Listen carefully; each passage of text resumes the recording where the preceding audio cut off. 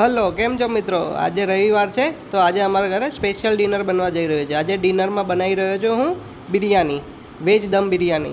Veg દમ બિરયાની બનાવવા માટે મેં મોટી સાઇઝમાં કાપેલા બટાકા અને મોટી સાઇઝમાં કાપેલા ફ્લાવર લઈ લીધા છે. ફ્લાવરને ડીપ ફ્રાય કરીને ગોલ્ડન કલર આવે ત્યાં સુધી એને તળી લેવાના છે અને બટાકાને પણ એવી જ રીતે તળી લેવાના છે. ગોલ્ડન ફ્રાય થાય એટલે એને લઈ લેવાના છે.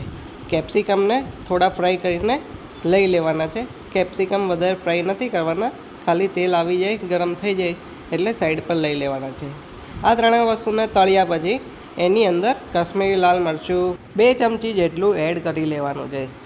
લસણ આદુ મરચાંની પેસ્ટ કરીને એને પણ 2 ચમચી જેટલી એડ કરી લેવાની છે. અંદર હળદી, ધાણા જીરું પાવડર પણ એડ કરી લેવાનો છે અને સ્પેશિયલ એવરેસ્ટનો બિરયાની મસાલો અડધું પાઉચ એમાં એડ કરી લેવાનું છે અને અમૂલ મસ્તીનું દહીં 200 ગ્રામ સુધીનું એડ કરીને એને સરસ મજાનું મિક્સ કરી લેવાનું છે.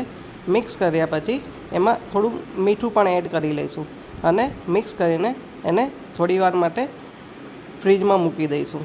આમ કરવાથી સબ્જીમાં મસાલા સરસ રીતે મિક્સ થઈ જશે. હવે તેલમાં આપણે ઓનિયન લઈને એને ગોલ્ડન ફ્રાય થાય ત્યાં સુધી એને ફ્રાય કરીશું અને એને સાઈડમાં કાઢી લઈશું.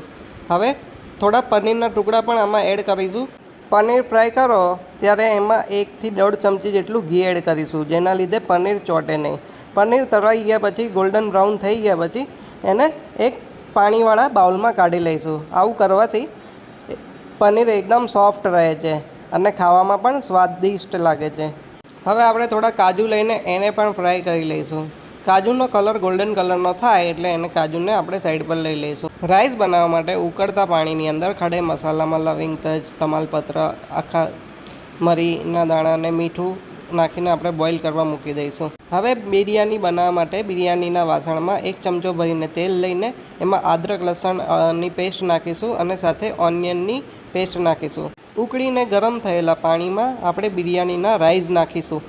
ટોમેટો પ્યુરી હવે ગ્રેવીમાં એડ કરીશું. સોયાબીનને 5 મિનિટ માટે ગરમ પાણીમાં પલાળી રાખીશું. ફ્રીજમાં મૂકેલા મસાલાવાળી સબ્જીને આપણે પ્યોરીમાં એડ કરીશું. એડ કર્યા પછી એને સરસ મજાનું હલાવીને સોયાબીનની વડી ફ્લેવર લાવવા માટે 2 ચમચી જેવો કસ્તુરી મેથી નાખીશું. હવે ઓલમોસ્ટ આપણા 80% જેવા બાસમતી ચાવલ, બિરયાની ચાવલ રેડી છે. હવે આ ચાવલની લેયર આપણા ગ્રેવીવાળા મસાલા ઉપર કરીશું.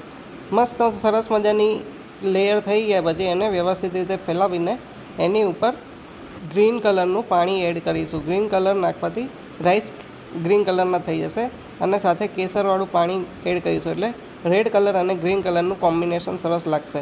એ પછી એના ઉપર આપણે પનીરના ટુકડા, ઓનિયનના ટુકડા, ફ્રાય ઓનિયન અને ફ્રાય કાજુ એડ કરીને સરસ મજાનો લેયર બનાવીશું.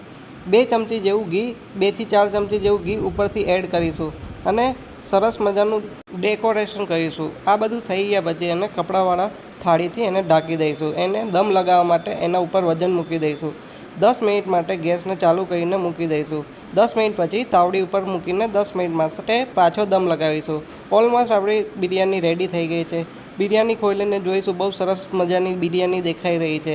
હવે એની અંદર આપણે સ્મોકી ફ્લેવર લાવવા માટે માટીના કોળિયામાં 2 થી 3 કોલસા મૂકીશું. ઉપર થોડો હિંગ પાવડર છાંટીશું અને 1 ચમચી ઘી નાખીને સરસ મજાનું બંધ કરીને 5 મિનિટ માટે સ્મોકી ફ્લેવર આવે ત્યાં સુધી રાહ જોઈશું. ઓલમોસ્ટ અમારી બિરયાની રેડી થઈ ગઈ હતી. ઘરના અમારા નાના મોટા દરેક મેમ્બરો આતુરતાપૂર્વક આજના ડિનરનો ઇંતજાર કરી રહ્યા હતા. હવે ડિનરની તૈયારીઓ શરૂ થઈ ચૂકી છે. હવે બિરયાની ઉપરથી પડદો હટવા જઈ રહ્યો છે. બિરયાની ઉપરથી અમારા ઘરના દરેક સભ્યોએ પડદો ઉઠાવ્યો અને બિરયાની જોઈને જોવામાં બહુ જ સારી લાગતી હતી. બિરયાની અમે પ્લેટમાં સર્વ કરી લીધી છે. ઉપર થોડો જલજીરા પાવડર, ગ્રીન ચટણી અને છાશ સાથે અને ડુંગળી સાથે સ્વાદ લઈએ છીએ. દરેક મેમ્બરને બિરયાની બહુ સારી લાગી. ધ્રિવમ, વિહાન, પપ્પા, રીતિકા અને મને બિરયાનીનો સ્વાદ 1 નંબર લાગ્યો. લાસ્ટ ટાઈમ અમે હૈદરાબાદની વિઝિટ કરી હતી ત્યાં અમે બિરયાનીનો ટેસ્ટ કર્યો હતો, પણ એના કરતાં ઓલમોસ્ટ ઘરે બહુ જ સુપર બિરયાની બની હતી. બિરયાની સાથે લોકો રાયતું ખાય છે અને લોકો અલગ અલગ રીતે ટેસ્ટમાં ખાય છે. અમને ચટણી સાથે અને અમારી મસાલા છાશ સાથે બિરયાની અમને સારી લાગી. અમારા વિડીયો અને રેસીપી જોવા માટે તમારા સૌનો ખૂબ ખૂબ આભાર. Thank you.